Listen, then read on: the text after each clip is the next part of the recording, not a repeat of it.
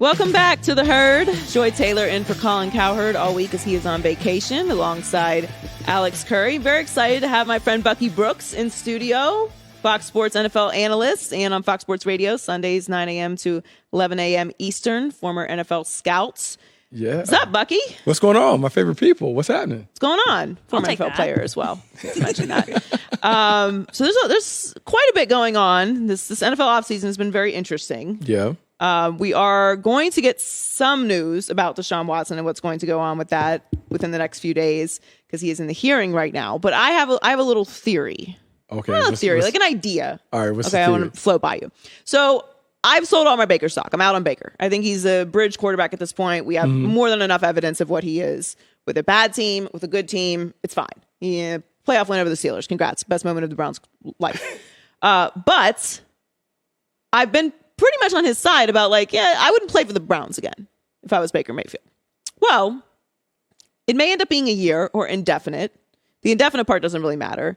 If Deshaun Watson is out for a year and the Browns are going to have to pay most, if not all, of Baker's contract to move him anyway, isn't it in the best interest of Baker and the Browns to just do this year? No. Why not? No. You got to move on because everything that we've heard, everything that we've seen with the Baker Mayfield experience, it didn't go the way the Browns wanted it to, particularly when Odell Beckham Jr. leaves and goes to L.A. That didn't help. Odell was a problem, supposedly, in Cleveland. In L.A., he's a model citizen. He looked like he was going to be the Super Bowl MVP. And then all of the teammates were like, I don't know why we got rid of Odell. Odell was great. I think you just have to move on. I believe there was just a toxic situation with Baker in the building. I think the Browns are better off just to cut bait and live and coexist with Jacoby Brissett. I think they knew and anticipated that Deshaun Watson may not be there for half the season, part of the season, maybe the entire season. That's why they went and signed Jacoby Brissett. That's why they got Josh Dobbs. I think they're very comfortable with the quarterback room the way that it is. And I do not see a situation where Baker Mayfield is coming back and wearing number 6 for the Browns again. I don't know. I feel like it makes more sense. He's better than Jacoby Brissett. It would be great for Baker. It'd be an opportunity for him to play with a chip on his shoulder and prove that he's still a franchise guy. The last time we saw him, he was injured and not good and problematic. Okay. And as far as the Browns go, I don't consider anything that the Browns do to be smart. So whatever the Browns are deciding to do, I want to do the opposite of. Okay, we've all dated. We've all had these breakups. And then sometimes you get nostalgia and you're like, maybe I should give him another shot. And ultimately what happens when you give that person another shot, what happens? In the middle of the day, you're like, I cannot believe I'm going to deal with the same issue. It's the same issue. You bring Baker Mayfield back and you can act like it's all good, but then somewhere you go sit and say, it's the same issue. Yeah, but maybe you get he hasn't gone to therapy yet. Maybe you get a good trip out of it or something. Good trip. You ever nice weekend? I just think that if you're the Cleveland Browns, you make this move, you understand that you're taking all the incoming with Deshaun Watson. All the stuff is coming anyway. So you might as well just do the split, live with whatever you have to live with when it comes to Jacoby Brissett or Josh Dobbs or whoever takes over, and just do it. I just don't see this situation with Baker Mayfield coming back. And I think it's telling when they interview Baker and they're like, hey, for this to kind of be reconciled, they have to reach out. When they're not calling, they're letting you know how they really feel about you. And so I think, look, Baker Mayfield will end up playing somewhere else, whether it's Carolina, Seattle, somewhere, but I do not anticipate him playing in a dog pound. Well, staying in that division, the Steelers drafted Kenny Pickett. He talked about having high expectations in the building, and it's, there's some reports about, Mitch being the guy going into camp. I think you're on the other side of this, but I very much think you should start young quarterbacks as soon as you can, especially if you're in a stable situation where the coach isn't going anywhere, the fan base isn't going anywhere, you have weapons, you have a strong defense, and you took him very high. So Mitchell Trubisky is a nice, safe option. I think he's a lot better than people give him credit for. I was happy with the decision to bring in Mitchell Trubisky, especially for that number. But when you decide to draft Kenny Pickett, I think that changes things. So here's where I stand. If they're close or even at the end of camp, you go with Kenny Pickett. Yeah. If there's a big gap or you just don't feel like Kenny is ready yet, then you safely go with Mitchell Trubisky. Where do you feel? I'm with you on that. The tie goes to the young guy. You always want to put the young guy on the field with the rookie contract, and executives taking advantage of the rookie contract, saying that, hey, this is the best way to build a Super Bowl contender because it's a cheap rookie deal. We can build up the things around him. Yeah, you want to put him on the field.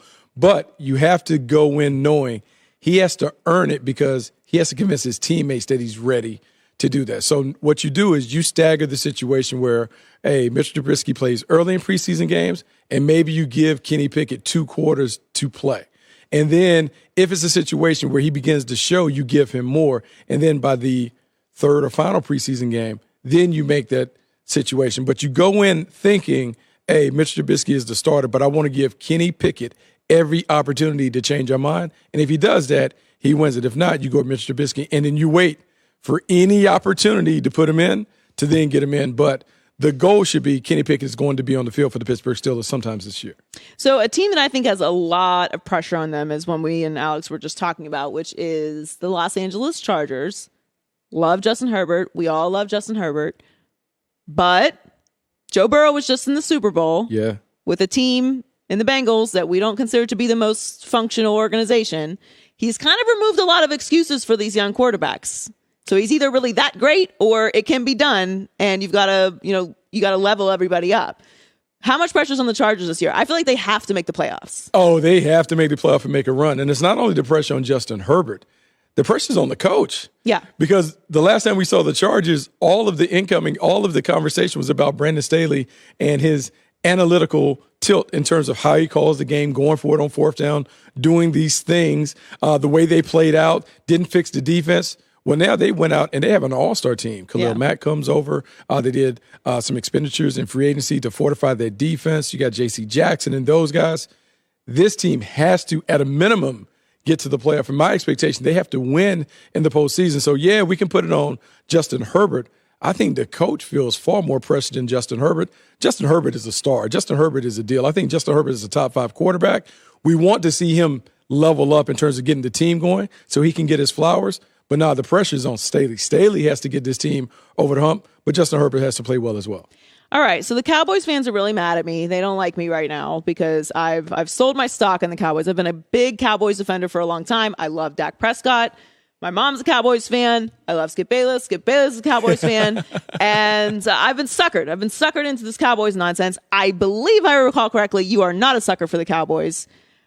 But I'm not sure. I'm out on the Cowboys as being contenders this year. I'm not falling for it again. Love Dak. Love Micah. They've got some exciting pieces. But every year it's the same story with the Cowboys, and I think they lost a lot this offseason. As a proud American, I think it's unpatriotic if you're not a Cowboys fan. Oh, come on. I think you have to be on the Cowboys. I mean, don't know that's why, what they talk about. Why do you think that you were realistic and rational, Bucky? I think, look, it's about the Cowboys. So here's the thing about the Cowboys. Everyone's jumping off, and everyone's talking about all the other teams. I think the Philadelphia Eagles are the team of choice because they made all this movement, and everyone feels great about the Philadelphia Eagles. I do feel good about the Philadelphia Eagles. When Dak Prescott plays, and he plays against the NFC East, he dominates. Dak Prescott had a full offseason to practice and work on skill development instead of rehab. So I feel better about what we're going to see from Dak Prescott. CeeDee Lamb jumps into the number 1 role. Might be a little addition by subtraction. You get a more dynamic and explosive player at the number 1 spot. Michael Gallup comes back. Look, I know people are talking about Ezekiel Elliott, and maybe I'm now at the point where I can understand and appreciate that it might need to be a duo, a committee situation in the backfield, Tony Pollard, Ezekiel Elliott, but I think that's good. But the defense turns the ball over. Dan Quinn has some more of his guys come over. I like the Cowboys. I just think that it's part of the deal that the Cowboys are going to be in the conversation. Mike McCarthy learned from the way they floundered in the postseason. I think they're ready. This is the year for the Cowboys. Oh, my God. Bucky. This is the year. Okay, but the year to do what? Because this is where I'm at with the Cowboys. Everything you said is true. And it's wonderful, okay? And the Cowboys, they love dominating the NFC East. It's their favorite thing to do. They have so many regular season championships. They won 3 playoff games in 25 years, Bucky. Look, you can't worry about that. That's in the past. It's in the past. So future focus. What is it? What do you mean it's the year? Like, this is the year? Like, this is the year. Let's look at the NFC. The NFC is wide open. Oh, yeah. Wide open for except it's for right there. The Super Bowl winning Los Angeles Rams. Yeah, but I'm like Tom it's hard. Brady. Tom Brady comes back. And the Bucks. Can Tom Brady continue to play at the level that he played at? Oh my at God, some point, insane. At some point, Father Time has to catch up. And then with the Rams, it's not hard, at some point. It's at hard some point, to repeat. Tom Brady is going to say goodbye, good night to the NFL. I do think it will be after the season, but it's not because of Father Time. It's wide open for the Cowboys. Look, Aaron Rodgers doesn't have his favorite receiver in Devontae Adams. right now, I think it's reasonable to say that the Dallas Cowboys should be one of the 2 or 3 favorites in the NFC. To do what? What? To win the Super Bowl? To go to the show. To go to the Super Bowl? You know what else was wide open? The middle of the field when Mike McCarthy called that quarterback draw. This is it. Happened. This is it. I don't know, Bucky. I can't do Cowboy it. fans have blinders on. It's just like, it's like this. I'm not. I'm not doing it. Future focus. No, Future focus. no This is way. the year. This is it. No way. Everybody has come back to the pack. All of the heavyweights are in the AFC. You talk about Tom Brady and the Bucks. I do agree with that. I do Different agree that the AFC is way tougher this year than the NFC. I do think that. But and listen, if I sold my Cowboys stock too early, that's fine. You sold it early. I will live with it. I love Micah. I have been number 1 Dak Prescott defender for so many years. There's 2 reasons right there. Like Michael Parsons. But Mike McCarthy is still there. He is. Jerry Jones is still running the team that has won 3 playoff games in 25 years. A minor detail. Yeah, okay. You lost top players. You lost a lot of top players. I can't. Lost Amari Cooper. Amari Cooper was banged up, was missing time. Randy Gregory was a part-time player. Like, who of significance was really lost? Like, all those guys were replaceable, expendable, however you want to treat it. So now I can't this is I a can't better buy high version. on the Cowboys. That's what I'm not going to do. I sold maybe too early. I'll live with it, but I'm not buying high on the Cowboys. Joy, I think you can print the shirts. Print the shirts. The shirts. There's no way I'm doing that. Print the Bucky, shirts. Get the why hats. did I think that you were? That's hilarious. Why did I think that you were reasonable about this? I am reasonable. No, I am reasonable. I'm just looking at the NFC and I can see a path for them. There's not that part I agree with. I do think there's that a the path NFC. right there for I think them. the Packers are significantly worse. And So the Rams are the finish. You know how hard it is to repeat? We haven't seen a repeat champion in forever. Yeah. It's hard. So it's all right there. It's teed up for them. It's teed up for the Cowboys to do it.